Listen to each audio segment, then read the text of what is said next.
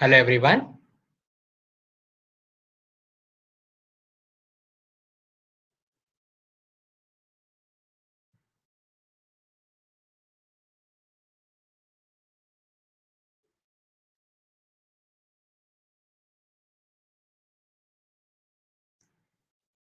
Okay, so in the last session we have learned the first session of the CT scan of brain. In the second one we will go a step further. CT scan of brain cannot be learned in a single go, and as I've told you, in every topic, in every session, I'm trying to introduce you to some basic concepts, some part of anatomy, normal anatomy of the CT brain, and some pathological aspects, so that you will not feel it's a complicated thing and you will not get afraid of it. So in this session, we'll try to again identify some of the few normal anatomical structures. Second one, we'll try to identify some of the pathological structures, pathological things. In this session, I'm dealing mostly with different kinds of bleeds. And third one, most importantly, you'll be able to come to an idea whether that particular patient is very serious. Does it require hospitalization? Is there any danger to his brain? Is there any signs of herniation? So you will come to a basic idea of how big the bleed is, how dangerous the bleed is. So in this session, we are going to deal with these three things. So let me share my screen.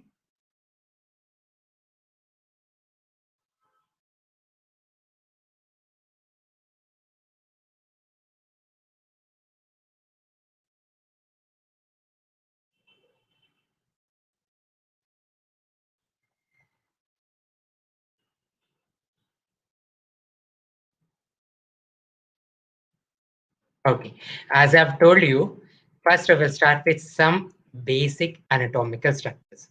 The way last time I have started, each time I will be introducing you some more few anatomical structures. So this time I will introduce you to some more things. Are you able to see this white line in between the right and the left hemispheres? This white line. This white line divides the hemispheres into right and half. So what this structure? This is a dural structure. And what is the name of this structure? I'll give you 5 seconds for someone to answer.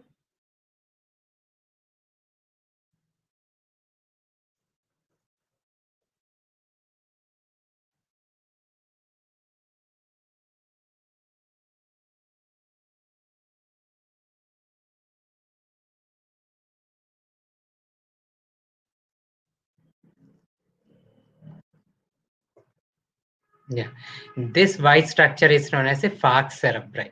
So this falx cerebri separates the brain into right and left. And this is the dural structure which is hyperdense. White in color is known as a falx cerebri. And what do you call this fissure? This fissure which separates the right and left part of the brain is known as the interhemispheric fissure. So the interhemispheric fissure is an empty space filled with CSF. And the dural structure lying in the interhemispheric fissure is known as the falx cerebri. This is very important. So this is the surface of the brain. So this surface of brain is not a smooth structure. It's convoluted. These convolutions, this dip, what are these called? These are called sulci. And these elevations are known as gyri. So these are known as the sulci and these are known as the gyri. The mountains are the gyri and the valleys are the sulci. And the sulci are filled with CSF. So this one is very important. This we will try to identify in this scan. So this is a CT brain. So this midline structure dividing into two parts is, can anyone answer? I have told just now. So this white structure which is dividing the brain into two parts is the,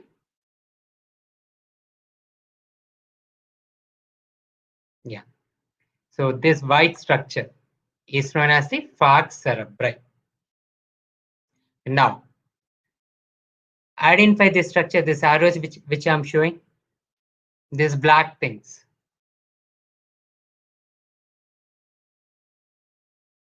All are same. All are same. So what are these red structures? Just answer what are red structures and also tell me what are the blue structures. So these are the red structures and I'm drawing the blue structures also.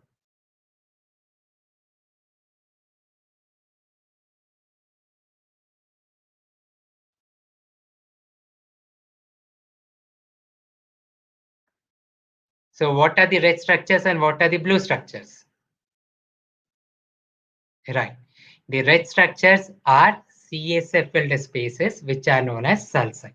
And the blue ones are mountain-like things, convolutions, which are known as the gyri. Can you identify this biggest sulci?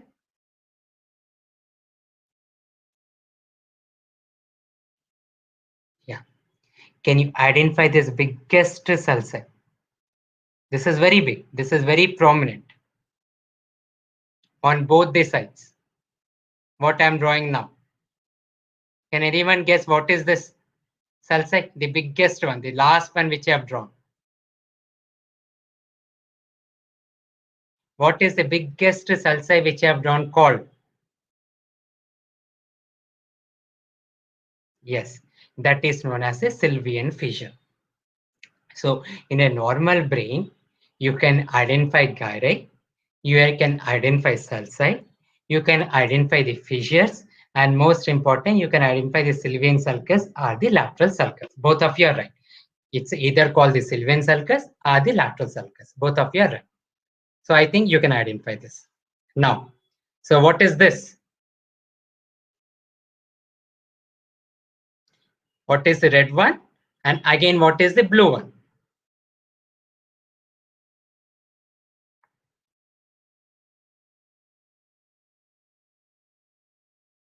These are fluid-filled cavities present in the center of the brain. What are these fluid-filled cavities called? So I have highlighted it with the red arrow. So what are these fluid-filled cavities called? And also, these two fluid-filled cavities are separated in the midline by a structure, by midline structure. So what is this midline structure called? So midline structure is called septum pellucidum. And Dr. Sandesh has told is absolutely right. The midline structure is called septum pellucidum. And these water-filled structures are called ventricles. They are the lateral ventricles. So what am I trying to tell you in each one? Can you identify? This is the midline structure separating both the hemispheres present within the interhemispheric fissure, and it is a falx cerebri. So the midline structure is the falx cerebri. Here the midline structure is the falx cerebri. The midline structure here is the septum pellucidum. So what you are saying is the septum pellucidum.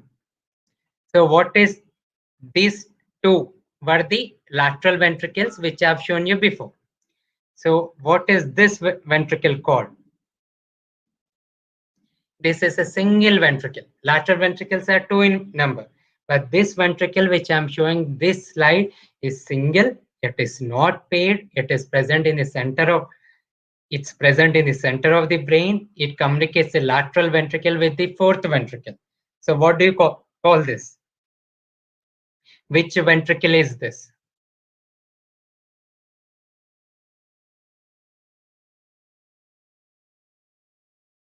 Right. This is known as the third ventricle. So this is the third ventricle. So again, the third ventricle is a midline structure.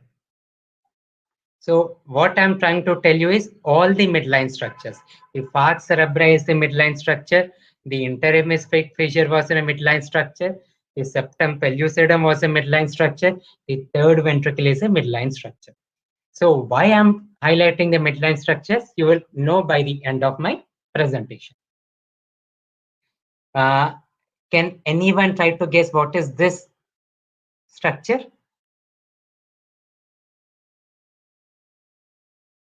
This is present posterior to brainstem.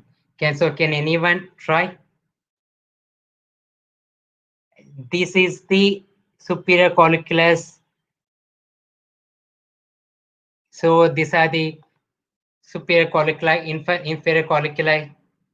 So what do you call this structure? This smiley-like thing. This smiley-like thing.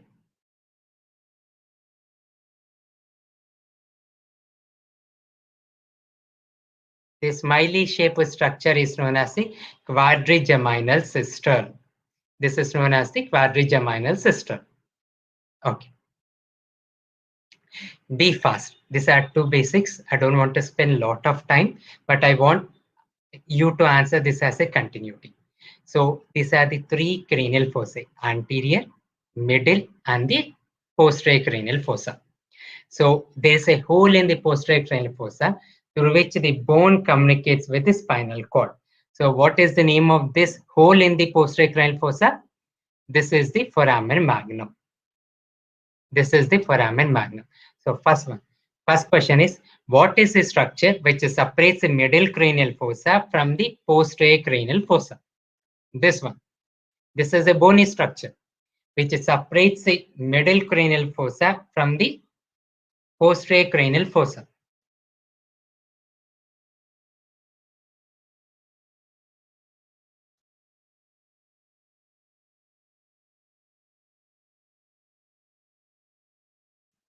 I'm waiting for your answers.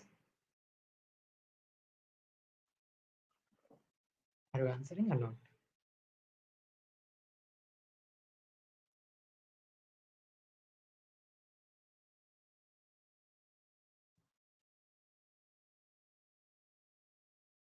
Yeah. If you don't know, just say don't know, so that I understand that you have attempted, but you know. So this bony structure, which separates the middle cranial fossa from the posterior cranial fossa, is a petrous bone. This is a petrous bone. What is a petrous bone? It is the thing in which your ear is present. So the thing which is present behind your ear is the posterior cranial fossa.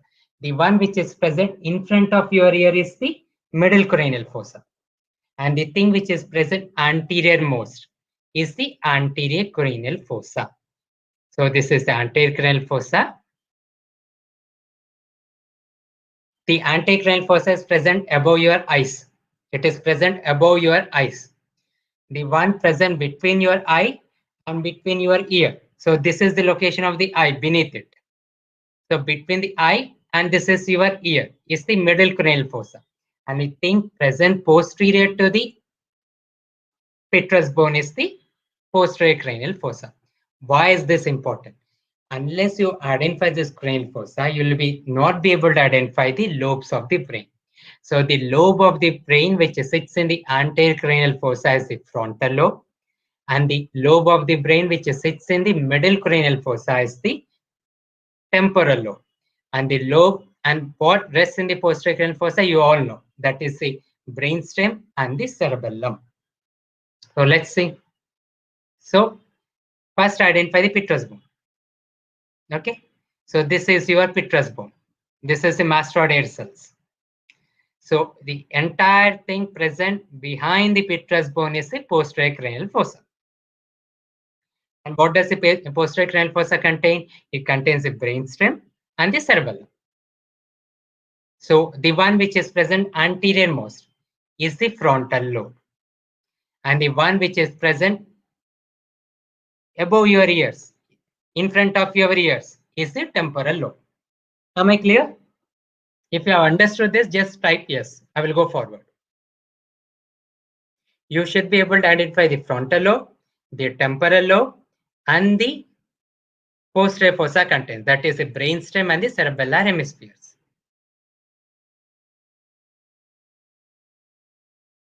So answer me, what is this structure present between the brainstem and the cerebellar hemisphere? What is the name of this fluid filled structure which is present? Which is present between the brainstem and the cerebellar hemisphere. We have identified the lateral ventricles, we have identified the third ventricle, and so which ventricle is this?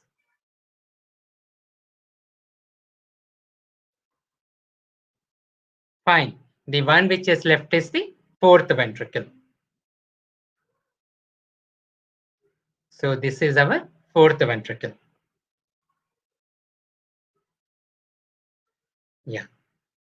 One thing which I want you to see, I will proceed further only when you answer this. Okay. Can you identify this structure?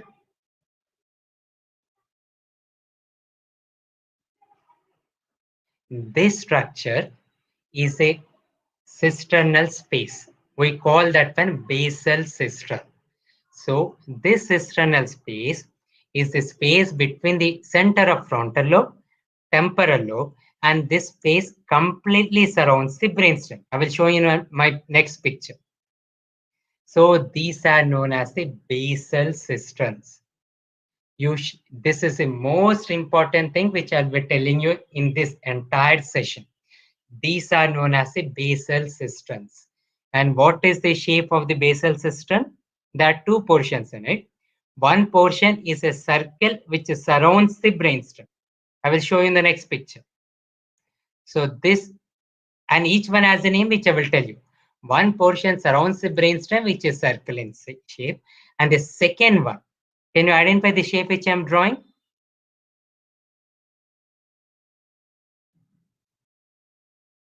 This is an hexagon.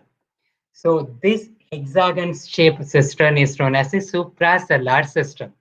Try to identify this. By the end of this webinar, you'd easily be able to identify this one. So again, can you identify supracellular cistern?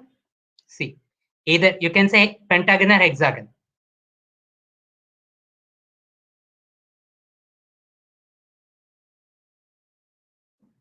So this is the pentagon shaped supracellular cistern. We'll understand why this is very important later.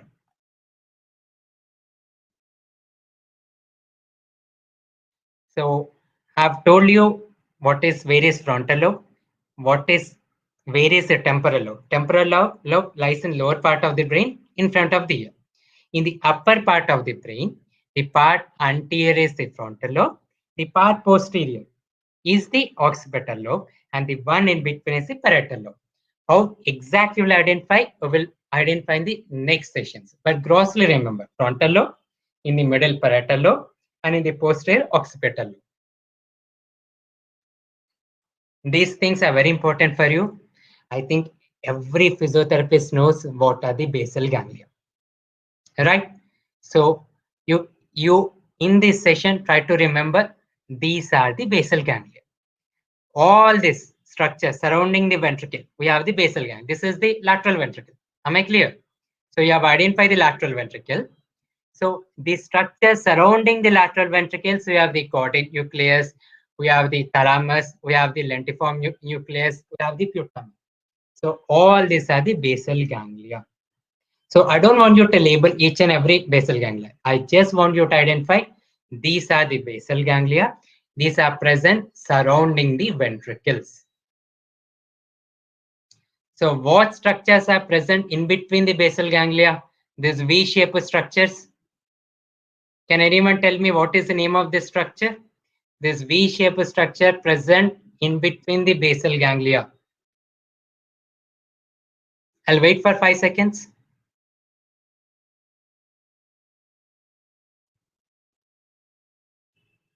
Dr. Fatima, Dr. Harsh, Dr. Sandesh. Hi, nice to see you all, and Dr. Sahu also. So try to answer what is this structure present between the basal ganglia, the V-shaped structures. Be quick, otherwise you will get bored. So that one is the internal capsule. So this internal capsule is a V-shaped structure divided into anterior limb and the posterior limb, and they are present in between the basal ganglia. So this was the brainstem which I have seen in the posterior fossa containing the brainstem and the cerebellum. This is, should I tell you now? Okay. So I have told you basal cisterns. Now, can you identify this pentagon? I want you to identify this pentagon. These are the supracellular cisterns. This one is the quadrigeminal cistern. This is like a smiley. Can you identify?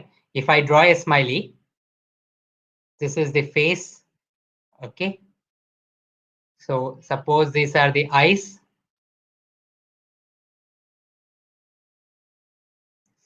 So the nose is formed by the third ventricle. The nose is formed by the third ventricle. And this mouth, the smiling mouth, face, the smiling part is the quadrigeminal cistern. So that is the quadrigeminal cistern. Q, quadrigeminal cistern. The smile, the lips are formed by quadrigeminal cistern. This pentagon is the supracellular cistern. This nose is the third ventricle.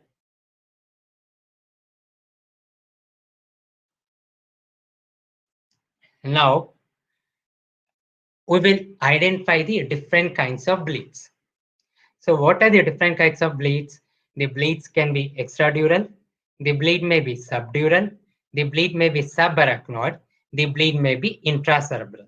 So in the next 20 minutes, you will identify the different types of bleed. And second one, what you will be telling me is this particular bleed very big? Is it life-threatening or not? So this is the target for today. First, before you will be able to identify the bleed, I want you to identify the membranes. So there are three membranes over the skull, over the brain. The outer one, what are the three membranes? So we have the dura mater, dura mater. We have the arachnoid matter, and we also have the pia mater. Okay, so let me highlight with three different colors. So what is the one which is shown with blue? What is the thing which is shown in green? So second one was the green one. And what is the one which is shown in red? So this membrane, what is this green color membrane? And what is this red color membrane?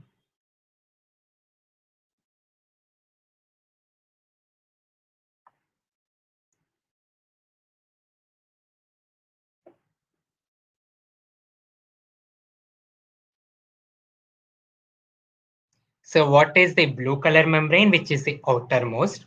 What is the green color membrane, which is between outer and inner? And what is the red color membrane, which is innermost? So as Dr. Harsh has answered, the green color one is the arachnoid matter. The red color one is the pia mater. And the blue color one is the dura mater. Two questions. Where does CSF stay? In between which two membranes? And what is that space called? Where does the CSF stay? What is that compartment of the brain where the CSF stays called? What do you call that space?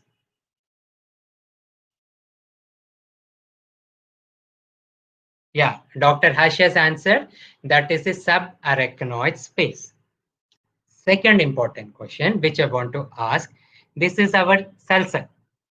So what I'm showing is the sulci. So which membrane dips into the sulci?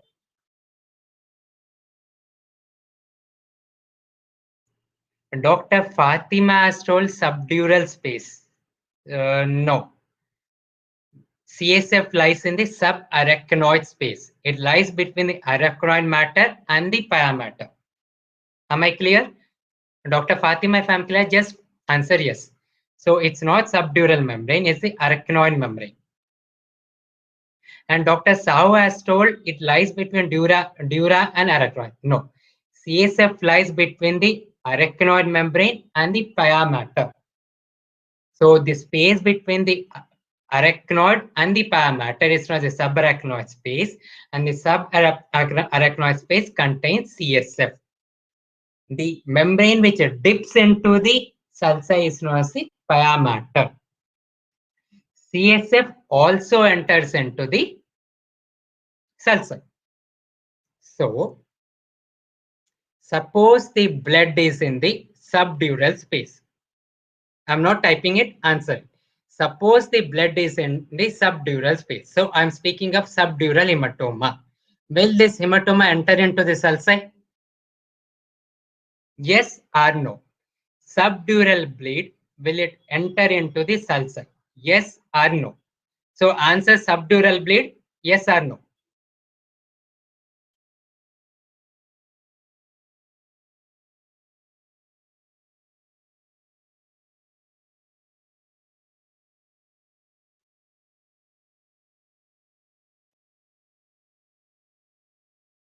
No, right. As Dr. Harsh has told, subdural bleed doesn't enter into the sulci. So I've told you CSF enters into this sulci. So does a subarachnoid bleed enter into sulci? Does a subarachnoid bleed enter into sulci? Subarachnoid bleed is SAH. So does an SAH enter into sulci?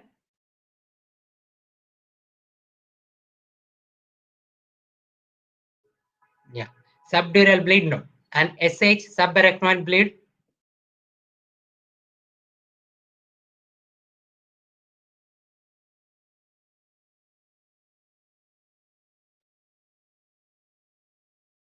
yes. So this is very important. So whenever you see blood in the sulci, patient has subarachnoid bleed. So you can identify sulci, identify the cisterns. If there's blood in the sulci or the cisterns. Cisterns are a kind of sulci. So you are dealing with subarachnoid bleed. So what is the name of the bleed between the bone and dura? Bone and dura. So this is the dura mater. So this is the bone. So the blood between the bone and the dura mater is known as the extradural bleed. So the blood outside the three membranes is known as the extradural bleed. And the blood between the dura mater and the arachnoid mater is known as the subdural blood. The blood between the pia mater and arachnoid mater is the subarachnoid bleed. So let's make it clear. So this one is between the dura mater. This is the dura mater. So this is lying between the bone and the dura mater. So this is known as this extradural bleed. In this session, I want to remember one important characteristic of the extradural bleed. What is the shape of the extradural bleed? I'm pretty sure all of you know it, but type it. So what is the shape of an extradural hematoma?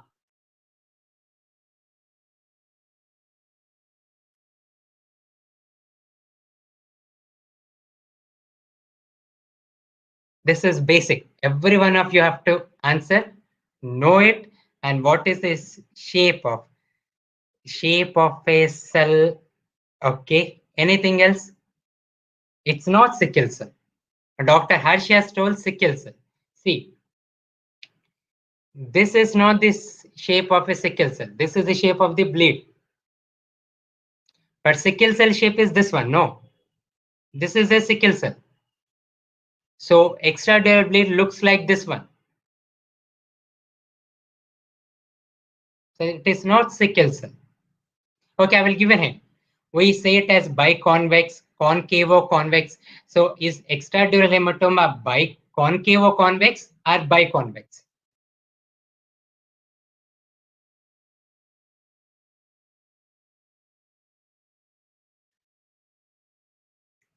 Dr. Fatima, Dr. Sahu, Dr. Harsh, I'm waiting for you. Moon shape is again concavo-convex. Dr. Karthik has told moon shape. This is moon. This is not moon shaped one. Dr. Sujan told biconvex. That is what is the answer. I don't have a pen, so I'm writing on it. I want every one of you to type. This is biconvex. Biconvex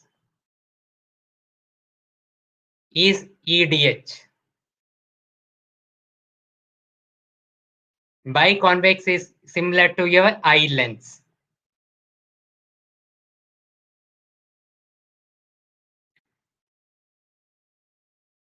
It looks like our eye lens. It looks like a contact lens.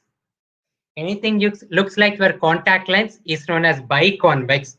Dr. Madan, type it biconvex, not convex. Both the shapes are convex. So it looks like your contact lens. Technical term is biconvex shape.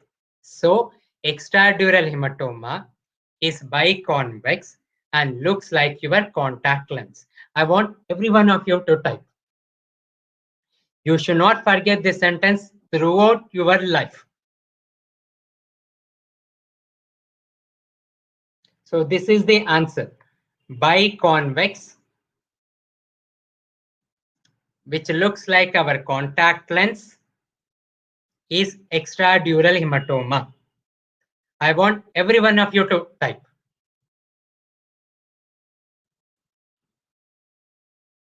Yes, Dr. Madana said biconvex. I'm waiting for Dr. Harsh, Dr. Karthik, Dr. Sujan, Dr. Fatima.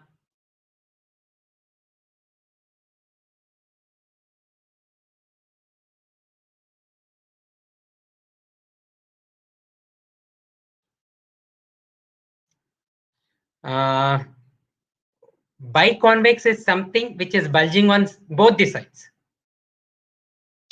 See, anything which looks like A is biconvex. Anything which looks like a banana is concave or convex. Something which looks like a moon is concave or convex. Okay, let me come back.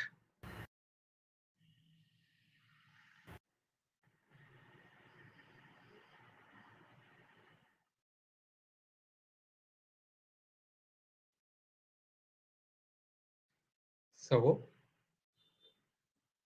shape of our contact lens is biconvex.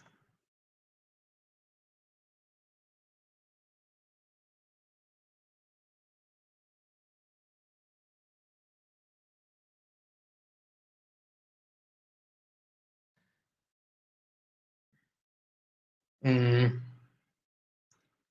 I will try to take help of internet and see if I can explain you. I'm pretty sure that it's not clear to all. So what is convexity and concavity? Let us see.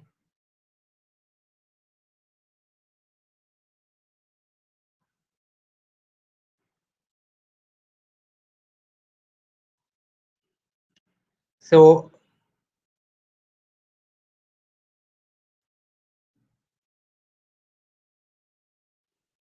okay. So let us take a curve. So I have taken this curve. So this curve has two surfaces, right? So the surface which is bulging, so the one which is on my left side is known as a convex surface. The one which is inside is known as the concave surface. So do you understand what is convex surface and what is concave surface? The one which is inside. So when you take this curve, the one which is inside the curve is known as the concave surface. And the one which is outside the surface is known as the convex surface. Yeah. So the one which is on the right side of your screen will be concave. This is a cave, inside the cave.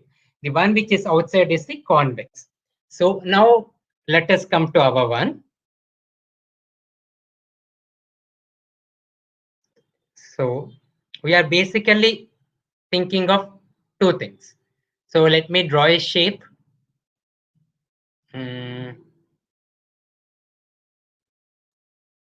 Okay. So difficult for me to draw.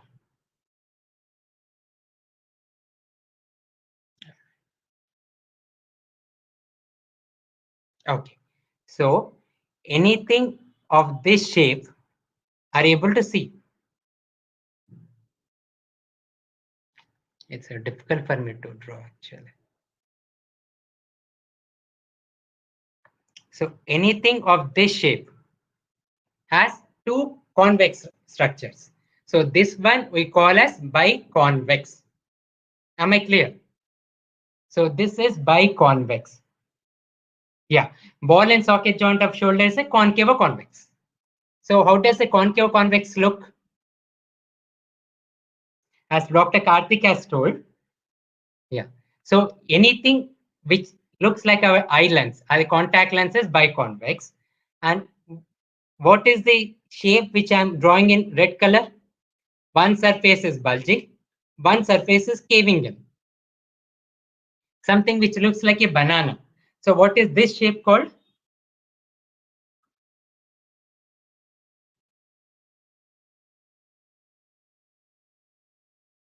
So answer, what is the red color one called? What is the shape of the red color called? Something which Dr. Karthik has told. The ball lens are concave or convex. So what you have to remember is,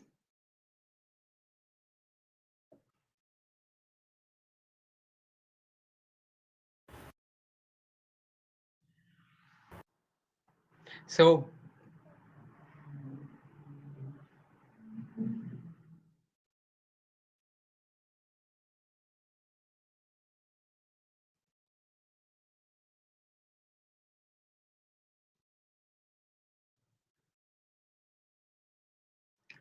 what you have to remember is, so shape, two things. I'm typing again. Extradural hematoma is biconvex. Subdural hematoma is concavo-convex. Am I clear? You have to remember this. And how do I remember? This now I have told you EDH is biconvex, ST convex, it's very easy. But in real life, when you say, it's always confusing to remember. So how do I remember is,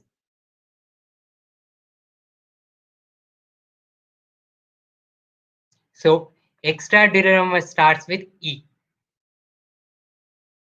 Subdural hematoma starts with S. In EDH, both the curves are to the same side.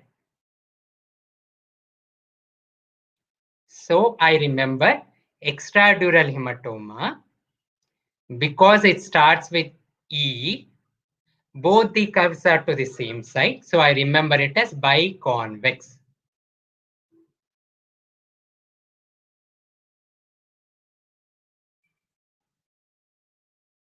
Whereas subdural hematoma, one curve is onto one side, the other curve is onto the other side.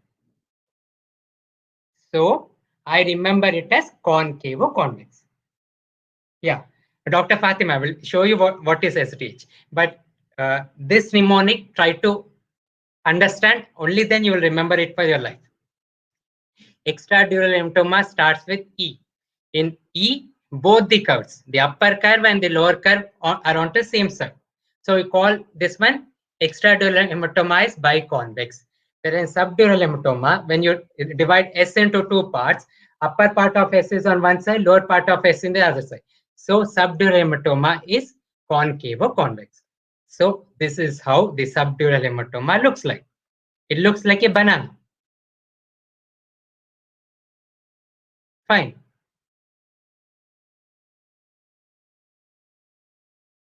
So anything which looks like a banana in a CT scan. Yes, biconvex and double convex are same. As Dr. Karthi is asking, biconvex and these are same. So the shape of a banana, the shape of a moon. Exam MCQ is the thing which looks like a moon or a sickle shape is acute subdural hematoma. So am I clear? We have understood what is acute subdural hematoma. Next we will go. So quickly try to answer this image number 1. So what bleed is this? And actually, I forgot to tell you something. Yeah. Most important thing, you would have read about midline shift. So midline shift is very, very important. A midline shift of more than 5 mm is life threatening. So how do you calculate the midline shift?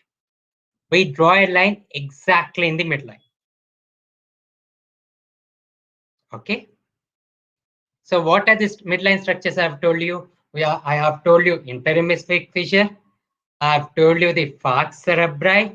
I have told you the third ventricle. I have told you septum pellucidum. So all these four structures are midline structures.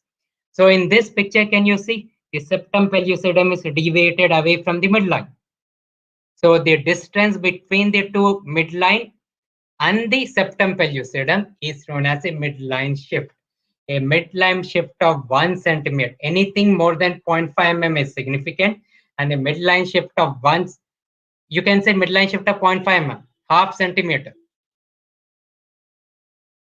Dr. Fatima is right, that's a subdural hematoma. But before that, so any midline shift of 0.5 mm and more is significant. So identify the midline structures and see whether the midline structure is present in the midline or not. If it's more than 5 mm, that is half centimeter, it's serious. So let's see in this picture, is there midline shift or not?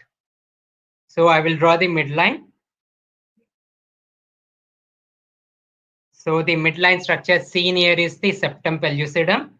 So is there midline shift in this one? Yes or no?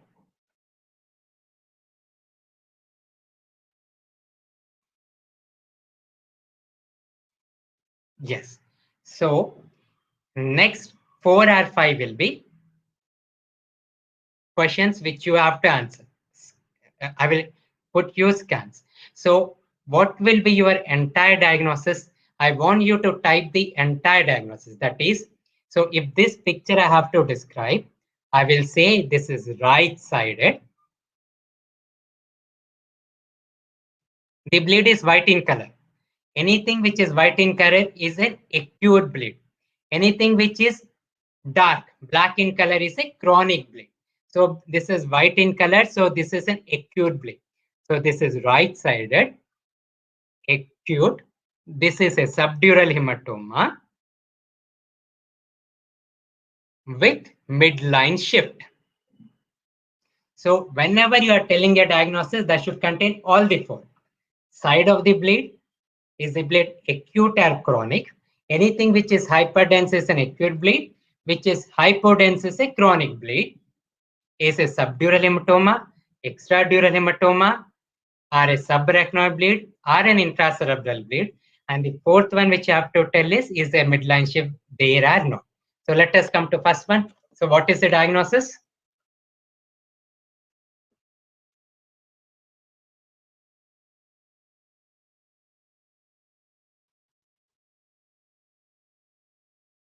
I'm waiting for your time. So as Dr. Sujan has answered, right acute subdural hematoma with midline shift. Right. Anyone else?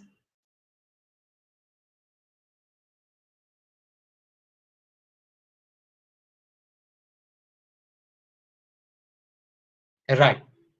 So what is picture number 2?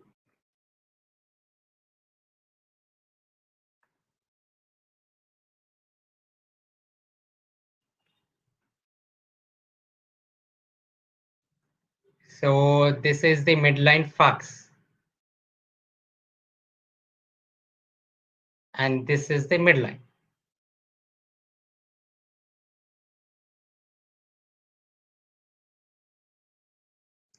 Dr. Right, Dr. Kishan, you have forgot to mention whether it's acute or chronic. Acute is hyperdense, chronic is hypodense. There is a midline shift. I will take Dr. Fatima's question at the end.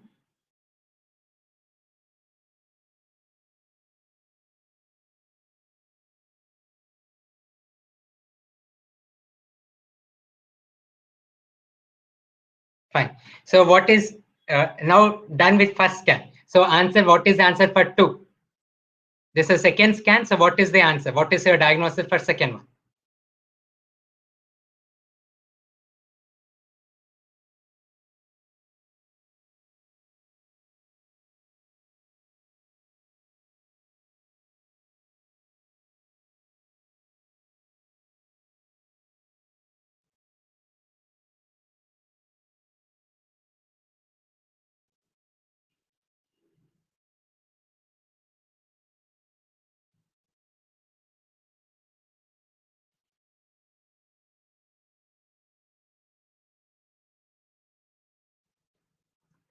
I'm waiting for your answers. This Dr. Sujan was the first one. Dr. Fatima was the first one to answer. Acute extradural hematoma, right side with midline shift. Dr. Sujan, right acute extradural with midline shift. Right acute, right. Everyone is right. So this is an extradural bleed. Yeah. One of you try to every one of you try to answer this.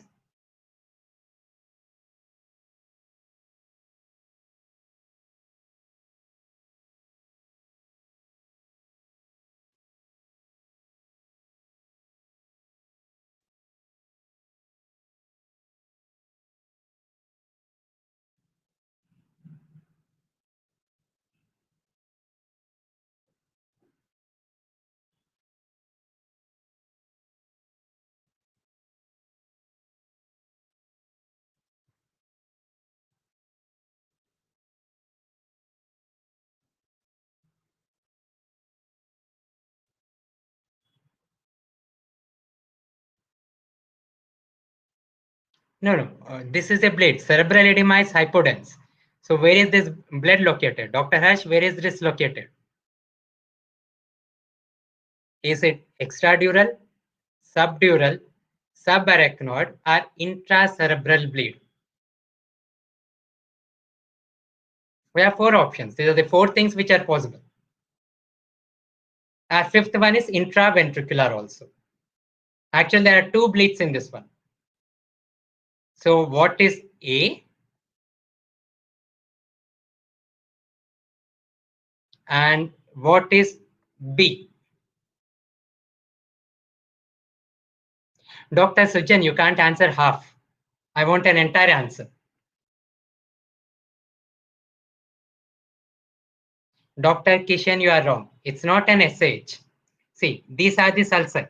These are the sulci. Sulci is clear. There is no blood in the sulci, so it's not a subarachnoid bleed. How do you identify subarachnoid bleed? When the cisterns or the sulci are filled with blood, it is a subarachnoid bleed.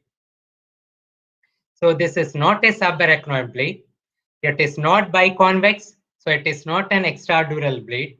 It is not concavo-convex, so it is not subdural bleed. It is present within the A is present within the brain. So what do you call this?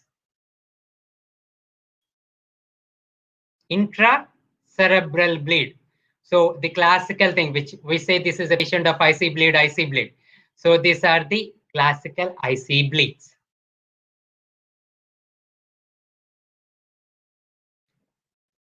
Yeah, left acute intracerebral bleed. And you people are not telling it's, yeah, left side, it's on the posterior limb of the internal capsule. But again, no one is typing the entire answer. You will have to say, is there a midline shift or not? So left side, intracerebral hemorrhage. Left side, acute intracerebral bleed with midline shift or without midline shift. This is a septum pellucidum. Is in the midline or not?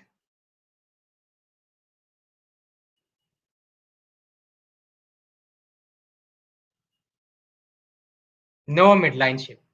Right. Now coming to B. So where is the blood in B located? I will give a hint. What is this structure? So this blood, this is CSF structure on the right side. So this blood is present on the left side in a similar structure. So what do you call this? A is left. Dr. Fatima has answered. A is left intracerebral hemorrhage and B is left intraventricular bleed. Right. So B is intraventricular bleed. Everyone is right. A is intracerebral bleed, B is intraventricular bleed. So again, this one, I think you have answered this. Yeah, answer this quickly. This is a repeat. Yeah. Now come to this one. Let us say, I will say this is C. So what is the diagnosis for C?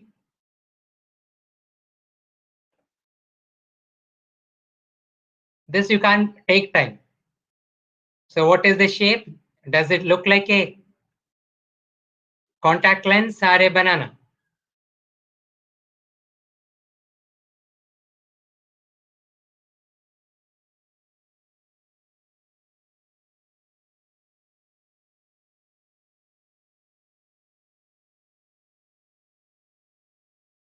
This thing is easy.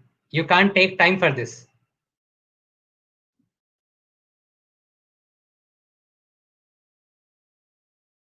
This is moon shaped.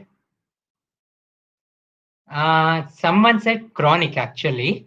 I will say, see, a part of this is dark, a part is hyperdense. So this is actually chronic with acute. There were two bleeds. Initially, patient has a chronic bleed. Now there is acute bleed.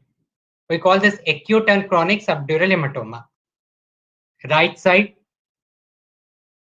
fine. This one, I want everyone to answer. We'll call this D. What is answer D?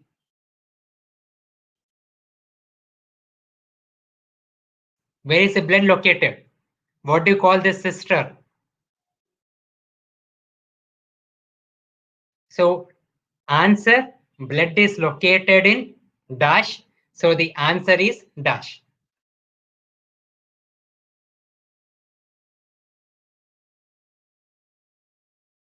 Dr. Hash, yeah, SDH. It's not an SH. Yeah. What is the answer D?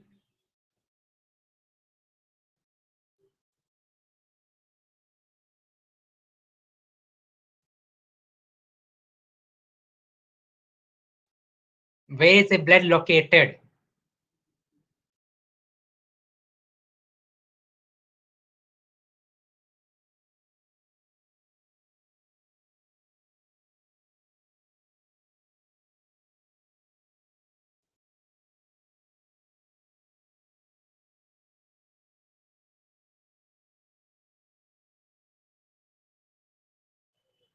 No.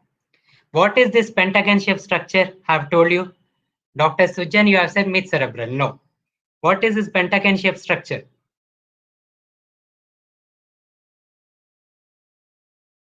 This is a supracellular cistern. What is this fissure? This is a Sylvian fissure.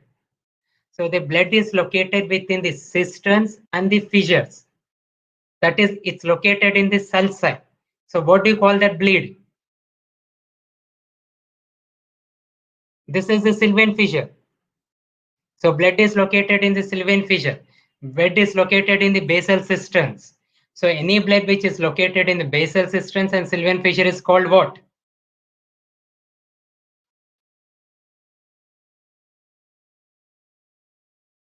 Karthik, that is not central sulci. Central sulci, I will try to cover in the next webinars.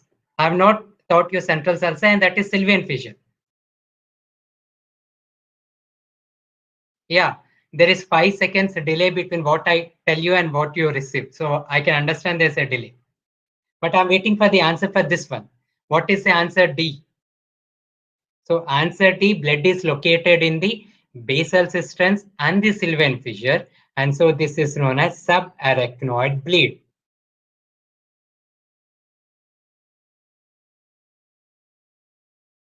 This is a subarachnoid hemorrhage.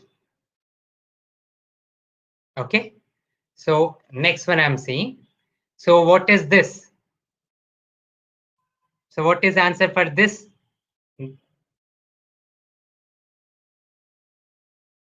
An answer for this. Again, the blood is located in the sulci. So the answer for this are also subarachnoid bleed.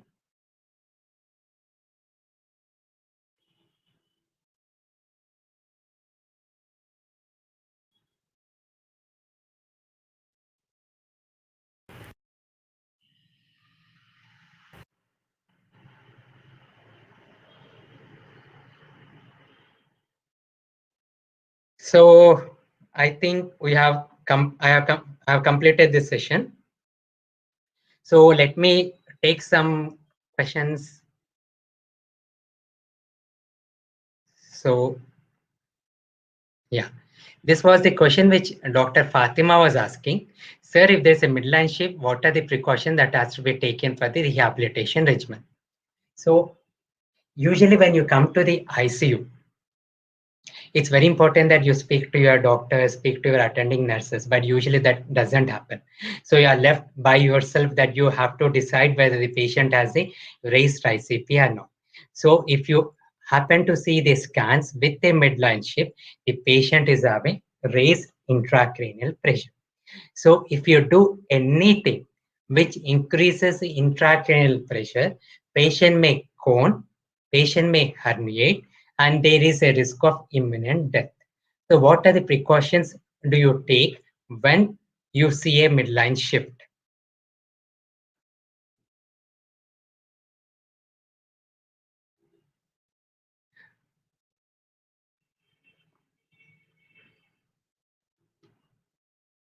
Before I answer that,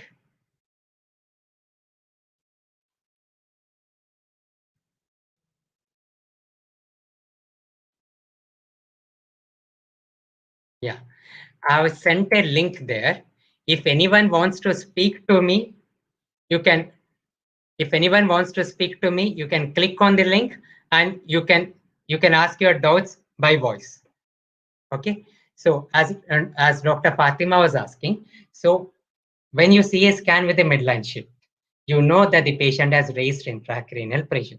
So you take all the precautions to prevent and further increase in the intracranial pressure. So what you don't do anything which increases pain. Anything which increases pain will increase the intracranial pressure. If the patient is moving, when there is an increase in intracranial pressure, usually the patient will be sedated and he will be made to sleep happily.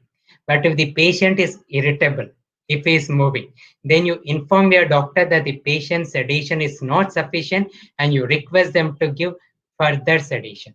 Third one, you immediately raise the head end of the bed by 15 to 30 degrees. This immediately decreases the intracranial pressure. The first maneuver which you do when you find a patient with a raised ICP is raise the head end of the patient by 15 to 30 degrees. Do not do anything which increases the pain. Assess if the sedation and analgesia is sufficient or not. If the analgesia is not sufficient, if the sedation is not sufficient, inform the intensivist doctor or the nurse there that the patient is coming out of sedation and this is not good for him. When you do suction, you are very careful not to increase the intracranial pressure. So these are the 4 precautions which you take when you find a midline shift. Midline shift. So, does anyone have any other doubts? Let me check. Majority of the things in the chat are answers only.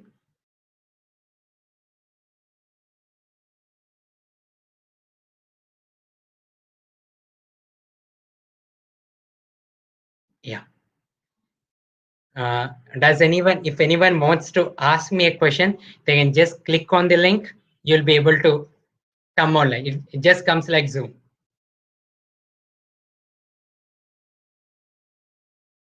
So if there are no further doubts, I will end this session. I will request you all to subscribe to this channel so that informing me regarding my further sessions will be very easy, because the sessions I'm not taking every Friday, I'm taking an alternate Friday. So if you subscribe to this channel, the notification comes automatically. If you have any further doubts, do type in the comment box on the YouTube. Whenever I'm free, I will try to answer them. And if you like this webinar, do like this video on the YouTube. Thank you.